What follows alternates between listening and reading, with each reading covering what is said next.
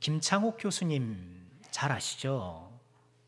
소통과 대화를 주제로 또 재미있고 감동적인 강연으로 많은 사람들을 위로하는 분이시죠. 이분의 강연을 들으면 어떻게 저렇게 재밌게 하실까? 또 어떻게 이렇게 감동적으로 전하실까? 이렇게 스피치를 하는 입장에서 굉장히 부럽더라고요. 저런 훌륭한 달란트를 가지신 분이 목사님이 되셔서 매 설교마다 저렇게 은혜롭게 전하면 어떨까 싶은데요.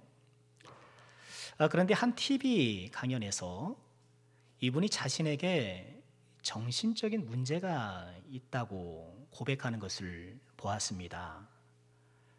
많을 때에는 한 달에 40회가 넘는 강연을 다닌다고 하는데요.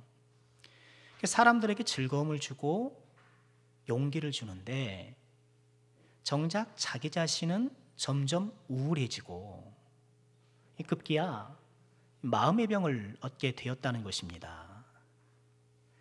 행복을 전하는 사람이 본인은 행복하지 못한 이런 상황이 되고 만 것이죠. 또 누구에게 쉽게 이야기하기도 그렇잖아요.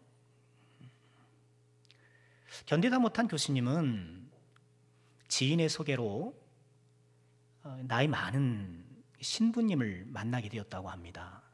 이 상담을 받게 되었는데, 신부님, 저는 재미있게 말을 해야 하는 직업을 갖고 있는데 저는 사는 게 재미가 없습니다. 그러자 그 노 신부님이 이런 말씀을 했다고 해요. 침묵을 배워. 사람의 말의 힘은 지식하고 침묵이야. 그런데 요즘 젊은이들은 지식으로만 말해. 이런 짧은 신부님의 조언을 듣고 김창옥 교수님은 그 신부님이 소개하는 프랑스의 한 수도원을 찾아갔다고 해요. 그곳에서 낮에는 소침묵, 아주 필요한 말만 하는 소침묵을 하고 저녁 이후에는 대침묵, 아무것도 말하지 않는 그런 침묵 가운데 지냈다고 합니다. 그렇게 말로 살던 분이 갑자기 말을 못하게 되니까 어색하고 불편하기 그지없겠죠. 그런데 그렇게 일주일여를 지났을 무렵 가만히 포도원 밭에 앉아 있는데 마음에 평온이 찾아들더랍니다. 그러면서 마음속에서 이런 소리가 들렸다고 해요. 그래, 여기까지 잘 왔다. 내가 어떻게 살아왔는지 안다. 노력했고 열심히 살았고 또 실수도 했고 얼마나 힘들었는지 내가 안다. 마음속에서 그런 소리가 딱 울리면서 그 자리에서 펑펑 울었대요. 순간 마음의 병이 사라지고 마음의 평안을 누리게 되었다는 것이죠. 이 잠잠한 침묵을 통해서 마음의 병을 치유할 발판을 얻게 된 것이죠. 침묵, 잠잠히 기다리는 것. 어쩌면 분주한 이 현대 사회를 살아가는 우리들이 가장 하기 어려운 일이 아닌가 싶어요. 빠르게 변하잖아요. 또 하루하루 발버둥 치듯 살아가는 우리들에게 이런 침묵과 잠잠한 기다림은 한가한 소리처럼 들릴 수 있어요. 무슨 한가한 소리, 내가 얼마나 바쁜데 지금 내가 그렇게 침묵 이런 거 그런 거 좀 따질 새가 없어. 또 오늘날 4차 산업혁명 시대, 빠른 물고기가 느린 물고기를 잡아먹는 시대라고 하잖아요. 속도가 생명이에요. 기업들은 속도가 생명이잖아요. 얼마나 빨리 신제품을 내놓고 더 뛰어난 제품을 내놓는가에 따라서 생존 여부가 결정되잖아요. 이 속도가 생명으로 여겨지는 시대에 침묵, 잠잠한 기다림, 시대 정신에 거슬리고 매우 위험한 생각으로 들릴 수도 있어요.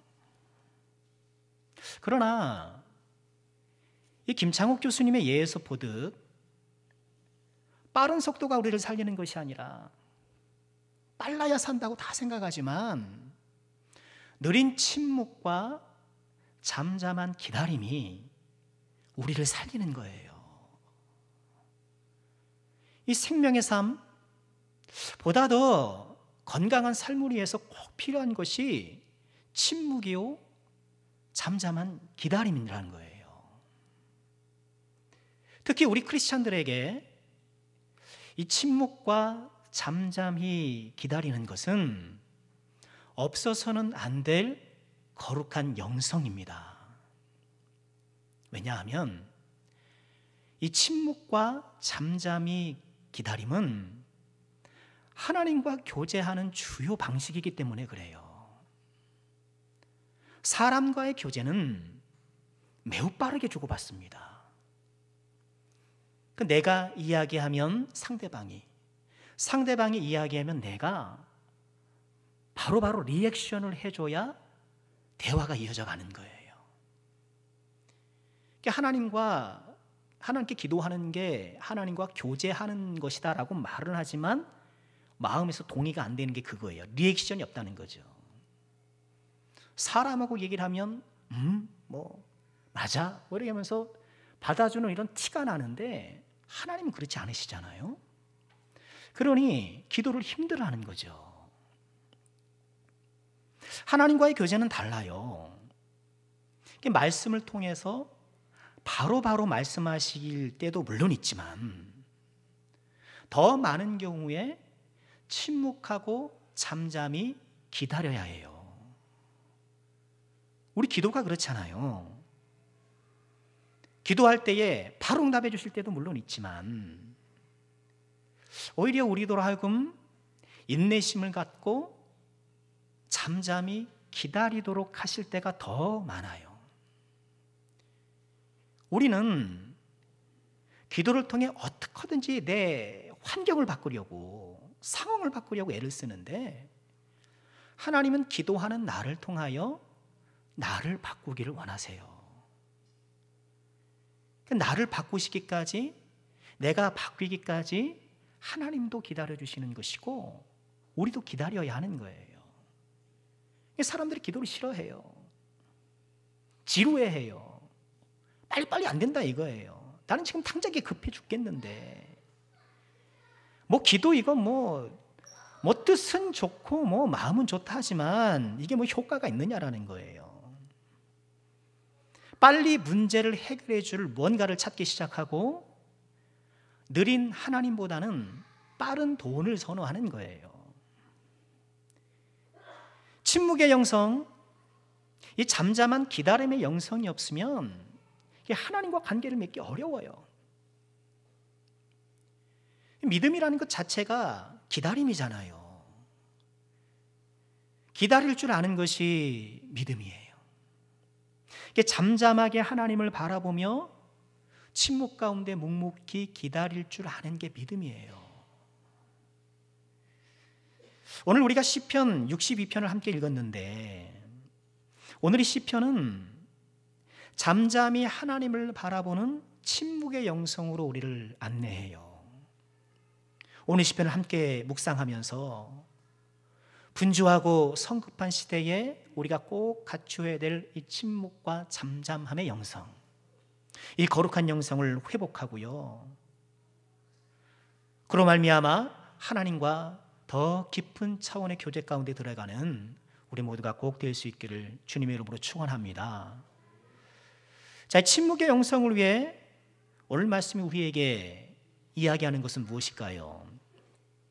먼저 오늘 말씀은 우리가 잠잠히 하나님만 바라봐야 할 때가 있다라고 이야기해요. 자, 우선 1절 보실까요? 나의 영혼이 잠잠히 하나님만 바라며 나의 구원이 그에게서 나오는도다. 오직 그만이 나의 반석이시요 나의 구원이시요 나의 요새이시니 내가 크게 흔들리지 아니하리로다. 우선 오늘 이 시인은 잠잠히 하나님만 바라볼 것을 마음에 다짐해요. 또 반석, 구원, 요새 이런 그림을 떠올리면서 이 잠잠히 하나님을 바라봅니다. 그러니까 시인의 주변에 있는 이런 사물들, 반석을 봤겠죠. 어느 집을 이렇게 떠받치고 있는 반석도 보았을 것이고, 견고하게 쌓여진 이 군사시설 요새도 보았을 것이고, 그런 자기 주변의 사물에 하나님의 성품을 반영하면서 묵상하고 있는 거예요. 다짐하고 있는 거예요. 그래, 저런 반석 같은 하나님, 저 요새 같은 하나님, 저 하나님만 바라봐야지 기도하고 있는 거예요. 그런데 이어지는 3절은 이 시인이 매우 위태로운 상황에 처해 있음을 보여줘요. 넘어지는 담과 흔들리는 울타리 같이 사람을 죽이려고 너희가 일제히 공격하기를 언제까지 하려느냐. 공격받고 있다는 거예요. 너희가 복수죠. 여러 사람들이, 다수의 사람들이 자신을 좀 공격하고 있다라고 그렇게 호소해요. 넘어지는 담과 흔들리는 울타리 같이 사람. 우리 이 성경은요, 넘어지는 담과 흔들리는 울타리, 이거를 공격하는 그 공격의 맹렬함을 표현하는 것으로 이렇게 번역을 했어요. 그렇죠? 어떻게 공격하느냐? 넘어지는 담과 흔들리는 울타리 같이 공격한다. 담이 확 덮치듯이, 울타리가 덮치듯이 그렇게 공격한다. 그런 뜻으로 번역을 했는데, 우리 앞서 개역 한글, 개정되기 전에 한글 있잖아요. 성경 있잖아요. 거기서는 넘어지는 담과 흔들리는 울타리 같은 사람 이렇게 번역을 해요. 조금 다르죠. 공격하는 사람을 묘사한 것이 아니라 지금 공격당하는 사람의 상황을 이야기하는 거예요. 어떤 상황이라는 거예요? 넘어지는 담 같은 상황, 흔들리는 울타리 같은 상황. 이처럼 넘어지는 담처럼 흔들리는 울타리처럼 이렇게 위태위태한 나를 왜 이렇게 공격하느냐, 그런 의미가 되겠죠. 다른 한글 성경도 그렇고 여러 영어 성경도 이런 번역을 지지하더라고요. 지금 이 시인은 현재 공격받고 있는 그런 자신의 상황을 넘어지는 담, 흔들리는 울타리에 비유하고 있어요. 그러니까 내 인생을 지탱해주는 담과 같은, 나를 보호해줬던 울타리 같은 그런 것들이 지금 요동치기 시작했다는 거예요. 나름 견고하게 쌓느라고 싸웠던 그 인생의 담에 균열이 가기 시작하는 거예요. 담도 있지만 울타리도 있잖아요. 담에 비하면 울타리는 소박하잖아요. 화려하진 않지만 남들에게 내세울 만큼 그렇게 든든한 대단한 건 아니지만 나름대로 소박하게 쌓아왔던 내 인생의 울타리가 지금 흔들리기 시작하는 거예요. 성벽만 흔들리는 게 아니에요. 담만 흔들리는 게 아니에요. 저는 욕심이 없고 이렇게 좀 소박한데요. 다 흔들려요.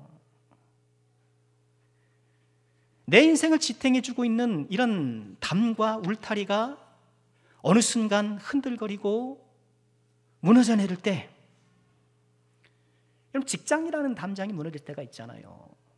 그래도 내가 이 직장 갈 때 얼마나 나름 노력합니까? 취업하기도 쉽지 않고, 또 그 직장에서 시행착오를 거듭하면서 경력을 쌓으면서 이 자기 자리 잡아가는 것 아닙니까? 수익이 많고 적음에 따라서 어쨌든 그 수익으로 내가 자식들을 키우고 내가 먹고 살고, 이렇게 직장이 나의 작은 담장이 되어서 나를 지켜주는 것인데 오늘 이것이 많이 흔들리게 되는 거예요. 때로는 가정이라는 울타리가 흔들릴 수 있잖아요.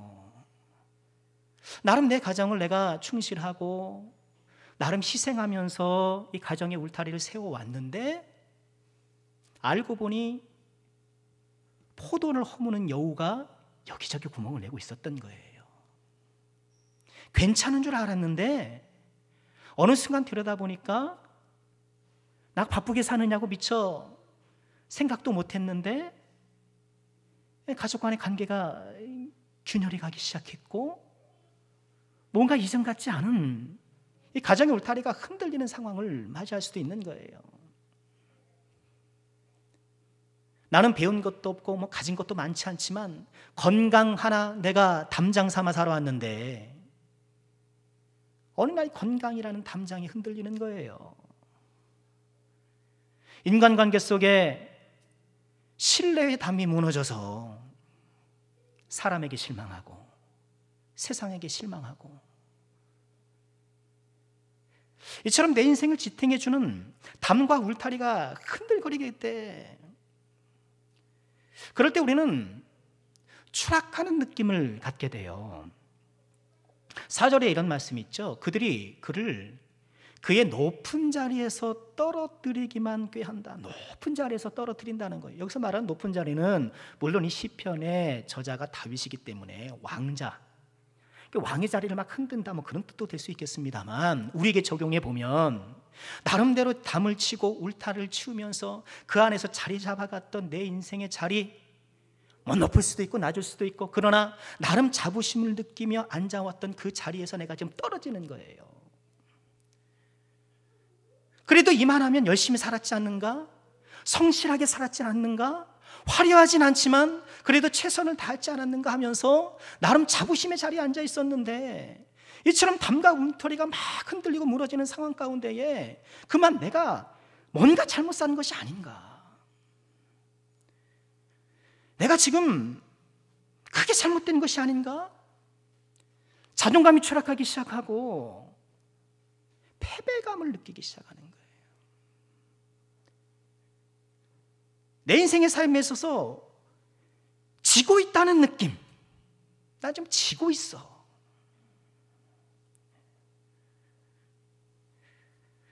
그런데 더 큰 문제는 그런 거죠. 이런 상황이 해결의 실마리가 안 보인다는 거예요. 조금 지나면 바람처럼 지나가고 계절처럼 지나가면 좋으련만 해결의 실마리가 보이질 않아요. 5절 말씀에 보면 함께 읽어볼까요? 나의 영혼아 잠잠히 하나님만 바라라. 물은 나의 소망이 그로부터 나오는도다. 다시 한번 1절과 거의 비슷한 말씀을 반복해요. 그런데 가만히 들여다보면 달라요. 1절 말씀은 나의 영혼이 잠잠히 하나님만 바란다, 이 다짐 평서문이고요. 5절의 말씀은 명령문이에요. 나의 영혼아 잠잠히 하나님만 바라봐라. 명령하고 있어요. 자기 영혼을 향해서 자기 스스로에게 명령하고 있어요. 왜 다짐의 말이 명령으로 변했을까? 나는 잠잠히 하나님만 바라야지, 이런 다짐이 내 영혼아 하나님만 좀 바라라 이렇게 명령으로 바뀌었을까? 그 사이에 뭐가 있는 거예요? 지금 내가 흔들리고 있다는 거예요. 그냥 다짐으로는 안 되고 다시 한번 내 영혼을 향하여서 명령하고 다그치고 영혼을 바라봐야 된다. 왜? 상황이 점점 안 좋아지고 있는 거예요. 해결의 실마리가 보이지가 않는 거예요. 나를 지탱해 주던 인생의 담과 울타리가 흔들리고 무너지기 시작하고, 그로 인해 나의 자존감이 한없이 추락되고 지금껏 살아온 인생이 부정되고, 게다가 상황이 좀처럼 나아지기 보다는 더 악화되어 가고, 그 바람에 내가 다짐했던 그 믿음조차 흔들릴 때에, 여러분 그때가 어떤 때예요? 그때가 다시 한번 오늘 이 시편의 주인공처럼 내 영혼을 향하여 명령할 때이고, 내 영혼아 잠잠히 하나님을 바라봐라 하면서 내 영혼을 다시 한번 추스를 때가 바로 그때라는 거예요. 내 인생의 담과 울타리가 흔들리고 있습니까? 왠지 모르게 내가 잘못 살아왔다라고 그렇게 좀 후회스러운 마음이 들진 않습니까? 그래도 내가 좀 믿음으로 하나 버텨왔는데, 그래도 내가 지금까지 믿음 하나 붙잡고 버텨왔는데 그마저도 지금 흔들리기 시작합니까? 주님의 마음으로 권면합니다. 잠잠히 하나님만 바라보시길 바랍니다. 바로 지금 그때예요. 바로 지금이 하나님만 향하여서 우리의 마음을 다시 한번 새롭게 할 그때라는 거예요. 오늘 시인이 다짐했던 것을 재차 명령했던 것처럼 우리가 다짐했던 것을 재차 명령하고 우리 영혼을 향하여서 스스로를 향하여서 하나님만 잠잠히 바라보기를 다시 한번 다짐하고 결단할 바로 그 시간이라는 거예요. 잠잠히 하나님만 바라보려는 우리에게 꼭 필요한 것이 있어요. 그것은 사람을 의지하지 않는 거예요. 인생을 의지하지 않는 거예요. 인생을 의지하지 마시기 바랍니다. 세상은요, 잠잠히 하나님을 기다리는 것을 비웃어요. 비웃어요. 그래서 뭐 되겠느냐는 거예요. 끝까지 인내하며 기도하는 것을 인디안 기우제다, 그렇게 조롱해요. 인디안 기우제가 뭔가요? 인디안 기우제는 인디안들이 비가 안 올 때 막 기우제를 드린다는 거예요. 언제까지? 비가 올 때까지. 비가 올 때까지 기우제를 드린다는 거예요. 그러다 보면 어느 날 비가 올 것인데 기우제 때문에 비가 오는 것이 아니라 우연히 맞아떨어져서 비가 내리는 거지. 우리가 하나님 앞에 기도하는 것, 응답해 주실 때까지 기도하는 것을 마치 인디안 기우제처럼 생각을 하고, 그게 뭐 기도해서 된 거야? 뭐 될 일이니까 되는 거지. 뭐 하나님께서 뭐 기도한다고 기도한다고 네가 합격했어? 공부 잘해서 합격하고 뭐 우연히 맞아 떨어졌지. 뭐 이러면서 잠잠히 하나님을 기다리는 것은 어리석은 것이요. 빨리 다른 방법 찾으라는 거예요. 그게 현명하다는 거예요. 그러나 오늘 말씀은 우리에게 분명히 말씀해요. 사람을 의존하는 것이 얼마나 허망한가. 9절 말씀 보실까요? 아, 슬프도다. 사람은 입김이며 인생도 속임수이니 저울에 달면 그들은 입김보다 가벼우리로다. 아, 슬프도다. 사람은 입김, 이 9절에 사람은요, 9절에 사람은 신분이 낮은 사람을 얘기를 해요. 원문상. 또 뒤에 나오는 인생은 신분이 높은 사람을 말해요. 신분이 낮건 높건, 많이 가졌건 못 가졌건, 배웠건 못 배웠건, 인생은 다 입김에 불과하다는 거예요. 후, 입김. 입김에 가벼운 저울에 달기조차. 어떤 사람이 실험을 했다죠. 영혼의 무게가 얼마나 될까? 사람이 죽기 전에 무게를 달고 죽은 후에 무게를 단 거예요. 근데 5구의 시신을 그렇게 실험을 해봤는데 한 시신이 25g 차이가 난다. 그 영혼의 무게는 25g이 아닐까, 뭐 그렇게 얘기를 하는데 뭐 표본이 너무 적잖아요. 외부 변수가 많았겠죠. 티도 안 나는 거예요. 저울에 올라가면 입김보다 가벼운 것이 존재인데, 그런 사람을 의존하는 것, 그런 인생을 의존하라는 것이 얼마나 허망한 것이냐. 10절에 보면 포악을 의지하지 말며, 여기 포악이라는 것은요, 사람의 권세의 부정적 속성을 이야기하는 거예요. 권세를 의지하는 것. 권세의 부정적인 속성을 끄집어내서 뭐 세상의 권세가 합법적으로 취득됐든 어쨌든 그 권세의 속성 가운데 하나가 이런 포악이 있다는 거예요.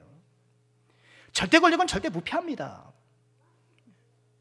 왜? 권세라는 것 자체가 포악성을 지니고 있기 때문에. 내가 말하면 되는데 뭘 눈치를 봅니까? 내가 하면 다 되는데 뭘 따집니까? 권세는 포악성을 갖고 있어요. 권볼 10년, 화무 11홍이죠. 그런 인간의 권세를 의존하지 말아라. 탈취한 것으로 허망해지지 마라. 탈취한 것. 여기서 탈취한 것도 우리가 이 땅을 살아가면서 획득한 것의 부정적 측면을 부각시킨 표현인 거예요. 우리가 이 세상에서 얻은 것 따지고 보면 다 탈취한 거라는 거예요. 가만 보면 그래요. 이 세상에 재원은 다 한정될 수밖에 없어요. 한정된 재원을 많은 사람들이 갖게 되니까 누군가는 갖게 되면 누군가는 못 갖게 되는 거예요. 내가 열심히 공부해서 시험에 합격한 것 정당하죠. 정당하나 내가 시험에 합격했기 때문에 열심히 공부한 누군가는 떨어져요. 이 세상에서 우리가 얻은 것들은 이런 탈취물의 속성을 다 갖고 있는 거예요. 그 얻은 것 갖고 그 탈취물 갖고 허망하지 말라. 거기에 마음을 두지 말라는 거예요. 재물이 늘어도 거기에 마음을 두지 말아라. 재물이 늘어도. 여기서 말하는 재물도 뭐 이렇게 훔쳐서 무슨 뭐 나쁜 짓 해서 뭐 그런 재물 얘기를 하는 게 아니에요. 내가 정당하다고 생각했던 그 재물도 이 재물이 늘어나면 나도 모르게 그것을 의존해지기가 쉬워요. 우리 새벽에도 이와 비슷한 말씀 나눴잖아요. 왜 우상을 섬깁니까? 우리가 손으로 만들어서 그러는 거예요. 내 손으로 힘쓰고 내가 노력을 기울여서 내가 이렇게 만들어 놓으니까 그렇게 하니까 내 마음이 거기 실려버리는 거예요. 내가 열심히 노력하고 내가 열심히 힘들어가지고 이런 것들, 그 이런 것에 내 마음이 얹어지게 되고요. 그 얹어진 그 마음이 의존적 마음으로 변화되기가 너무너무 쉬워요. 우상이 되기 쉬워요. 그럼 내가 이만큼 잃었는데, 내가 이렇게 벌었는데, 내가 이렇게 내가 기술을 발전시켰는데,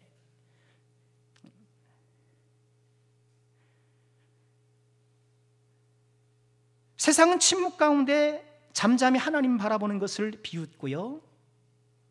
권세를 의지하라. 탈취물을 의지하라. 늘어나는 재물을 의지하라. 늘어나는 재물만 의지하나요?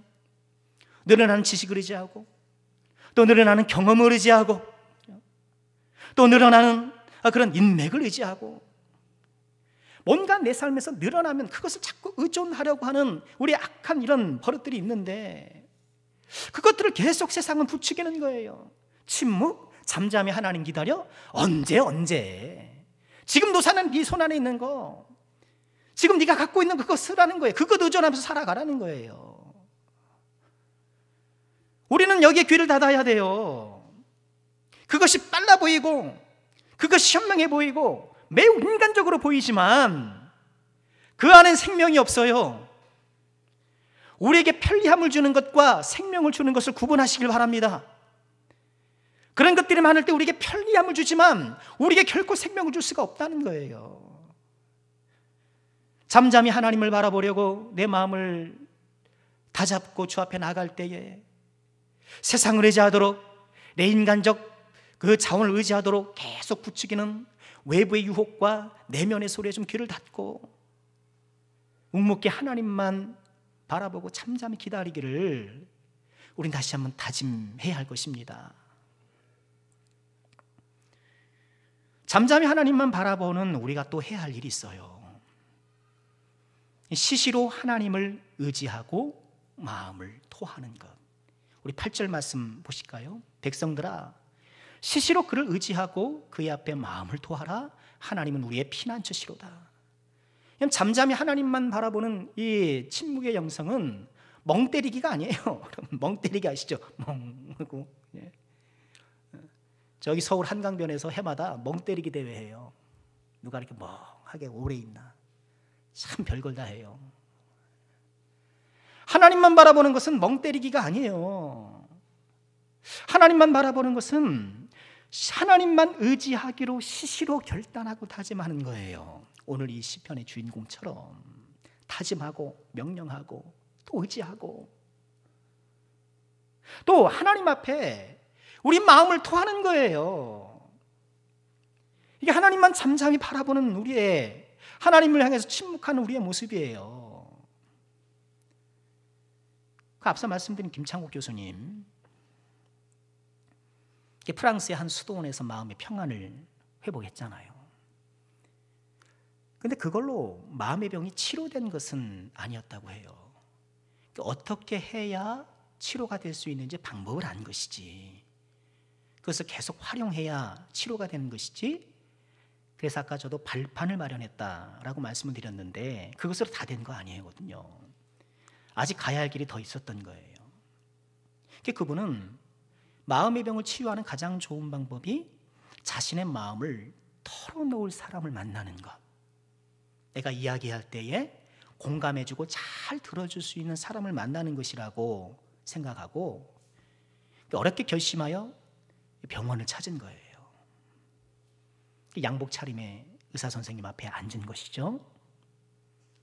아이고, 젊은 분이 어디가 이렇게 안 좋으셔서 오셨어요? 좀 이 정도 반응을 기대했는데 어디가 안 좋으셔서 왔어요? 이렇게 사무적으로 대하는 거예요. 괜히 왔나? 굉장히 본인은 생각 많이 하고 찾아갔을 것 아닙니까? 그런데 저렇게 딱딱하게 사무적으로 대하니까 마음 상한 거죠. 그래도 기왕 온 거 좀 더 나가보자. 조심스럽게 얘기를 했대요. 심장이 걸레처럼 쪼이고 잠을 못 잡니다. 의사 선생님이 잠을 못 이룬다 하면서 기록하더래요. 다른 증상은 없어요? 목숨이 두 개라면 하나는 자녀가 아직 어리니 남겨두고 하나는 그만 버리고 싶습니다. 그랬더니 의사 선생님이 역시 자판을 두드리면서 죽고 싶다. 그렇게 기록하더라는 거예요.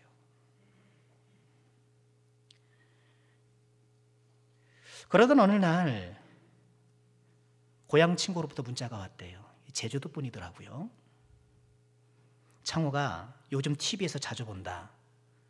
언제라도 제주도 내려오고 싶으면 내려와. 문자가 오는 거예요. 근데 그런 문자가 2번, 3번, 4번 계속 오더라는 거예요. 다른 사람 힐링해 주느라 너는 언제 힐링하니? 언제든지 왔다가. 그게 위로가 됐다는 거예요.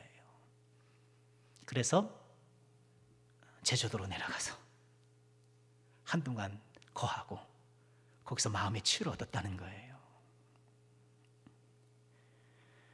마음을 토할 누군가가 있는 것이 우리에게 꼭 필요해요. 저는 주변에 그런 사람이 없습니다.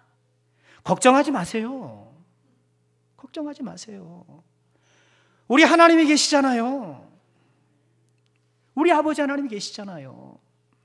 하나님께 나아가 마음을 토하십시오.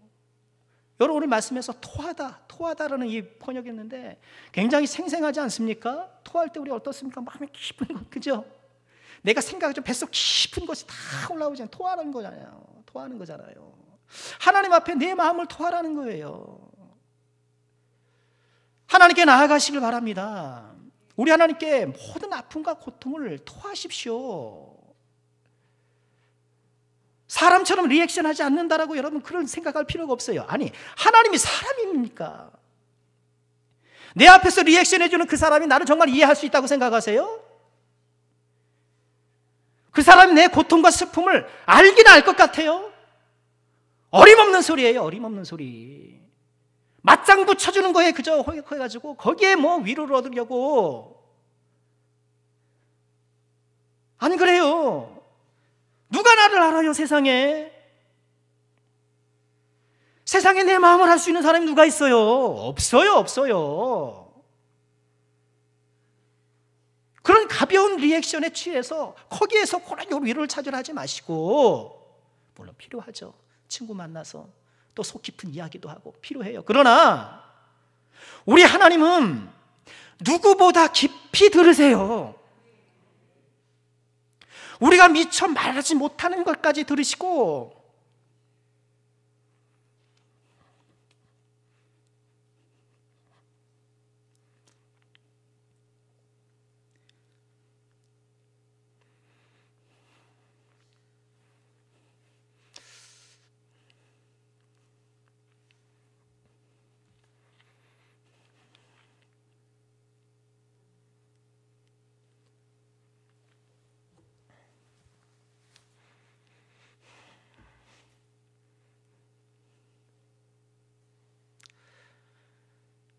작은 신음으로밖에 표현할 수밖에 없는 우리 신음 속에 담겨 있는 그 억눌린 슬픔과 고통까지 아시는 거예요.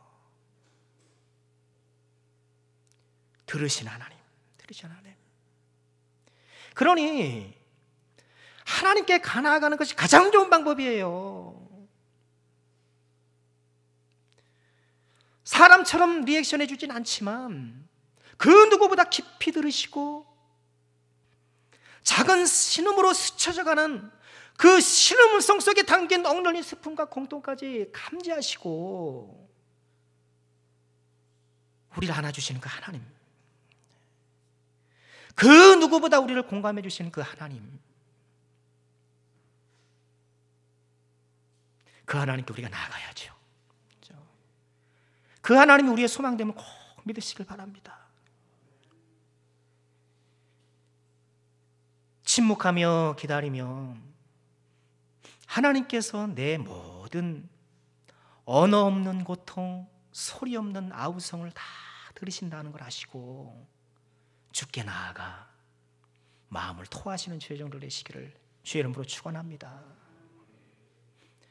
마지막으로 잠잠히 하나님을 바라보며 우리가 해야 할 일이 있는데요, 그것은 말씀에 귀를 기울이는 거예요. 우리 11절 12절 우리 한번 함께 읽어볼까요? 함께 합니다.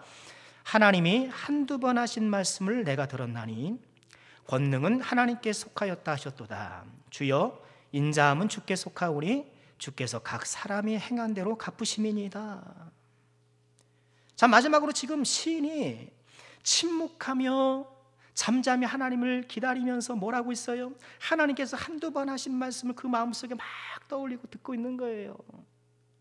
여러분, 한두 번 하신 말씀, 여러분 한두 번 했다라는 것이 우리가 한두 번은 그냥 슬쩍 했다 그런 뉘앙스를 갖고 있지만 성경에서 한 번, 두 번은 계속해서 의미를 갖고 있어요. 욥기서 33장 14절 보면 하나님은 한 번 말씀하시고 이게 다시가 두 번이라거든요. 두 번 말씀하시되 사람은 관심 없다. 하나님은 한 번 말씀하시고 두 번 말씀하시는 게 뭐예요? 계속해서 말씀하신다는 거예요. 하나님께서 계속해서 하는 말씀을 우리가 귀를 기울여야 돼요. 그런데 그 말씀이 뭐예요? 권능은 하나님께 속하였다라는 말씀, 권능은 하나님께 속하였다라는 말씀, 이 말씀에 우리가 들어야 돼요. 권능은 주께 속하였다라는 게 뭐예요? 모든 것이 하나님의 주권 아래 있다라는 거예요. 모든 것이 하나님의 손 아래 있다라는 것이에요. 시장에 설값에 매매되는 그 참새도, 오늘 피었다가 내일은 아궁이 속에 들어갈 그 들풀도 우리 하나님께서 다 기르시고 하나님의 손 안에 다 있다는 것 아닙니까? 우리가 그걸 믿는 거잖아요. 또 하나님은 권능이 하나님뿐만이 아니라 12절에 보면 주여 인자함은 주께 속하였으니, 권능만 속하신 것이 아니라 인자함이 주께 속해 있다라는 거예요. 자비의 하나님이요 사랑의 하나님이라는 거예요.